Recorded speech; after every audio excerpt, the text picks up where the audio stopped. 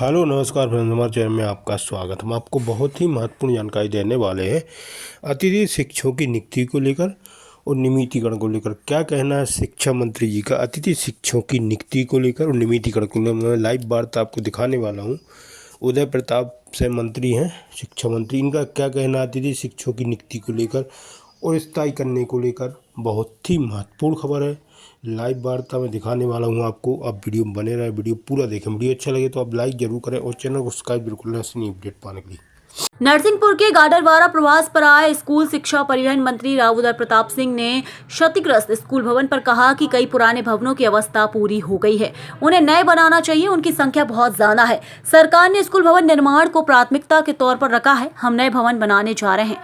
आगे उन्होंने कहा कि प्राइवेट सेक्टर भी अहम भूमिका निभाता है, बच्चों का भविष्य गढ़ने में बेहद मॉनिटरिंग करने की जरूरत है, जो हम कर रहे हैं। साथ ही अतिथि शिक्षकों को लेकर कहा कि पिछले साल 10 अगस्त को नियुक्तियां हुई थी, इस बार 1 अगस्त से अतिथि शिक्षक रखे जाने की प्रक्रिया शुरू हो रही है। स्कूल में शिक्षकों द्वारा लापरवाही पर मंत्री ने कहा कि शिक्षक सम्मानीय हैं, पर उन्हें इस बात का भी ध्यान रखना होगा कि शिक्षक की सैलरी थाना प्रभारी के बराबर है। तो जब पुलिस काम कर रही है तो आपको भी कहीं ना कहीं सहयोग करने की जरूरत है।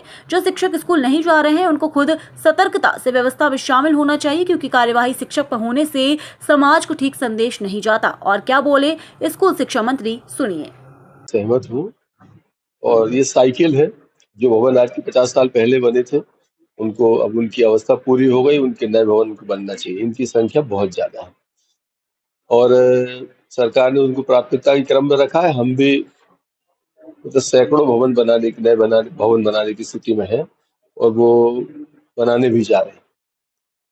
लेकिन क्या होता है, राज्य बहुत बड़ा है और 1,30,00,000 के आसपास विद्यार्थियों का प्रबंधन इस राज्य में होता है, जिसमें 86 से 88 लाख बच्चे गवर्नमेंट सेक्टर में हैं और 30, 32, 35 लाख बच्चे प्राइवेट सेक्टर में।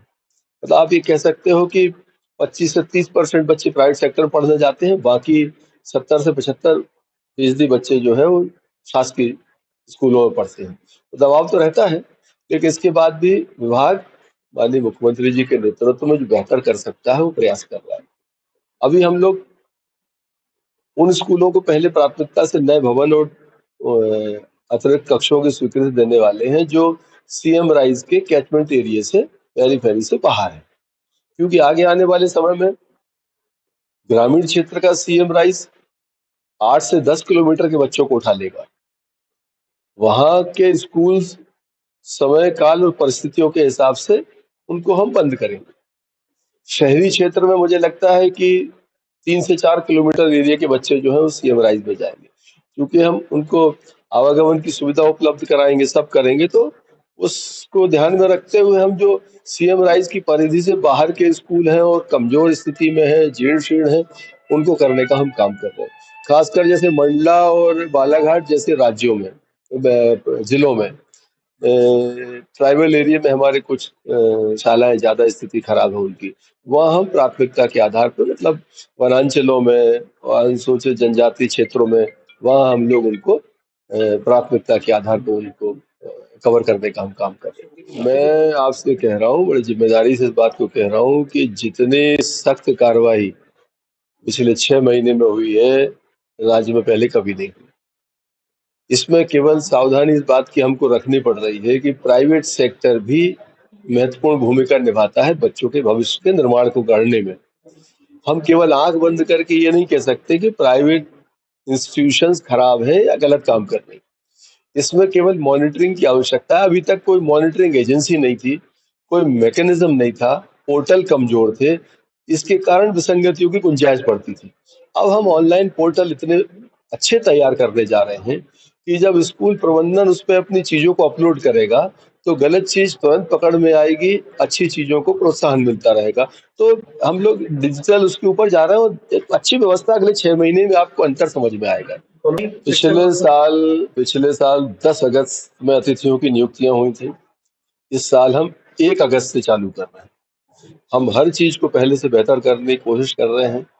जहां तक दायित्वों की बात है, चुनाव आदि की कुछ चीजें छोड़ दी जाए तो जिस वेतन पर शिक्षक बच्चों को पढ़ाने का काम कर रहा है, शिक्षक हमारे गौरव का विषय है, श्रद्धा का केंद्र शिक्षक है, गुरु के रूप में हम उनको मान्यता देते हैं। लेकिन उनको ये भी सोचना पड़ेगा कि हमारा पुलिस में काम करने वाला जो टीआई है, उसकी सैलरी हमारे शिक्षक के बराबर है। वो भी तो 18 घंटे परिश्रम कर रहा है और लगातार ड्यूटियां बदल के उसकी सिपाही हमारा, वो भी हमारी सिपाही जो महिलाएं हमारी पुलिस में काम कर रही हैं। तो ये समझना पड़ेगा हमको कि सरकार की आप प्राथमिकता के क्रम में हो, आदर में आप प्राथमिकता के क्रम में हो, समाज में आपका जो मान्यता है वो बहुत उच्चतम स्तर पर है, तो आपको कहीं ना कहीं थोड़े कमिटमेंट के साथ में सहयोग करने की आवश्यकता है, उनको करना चाहिए।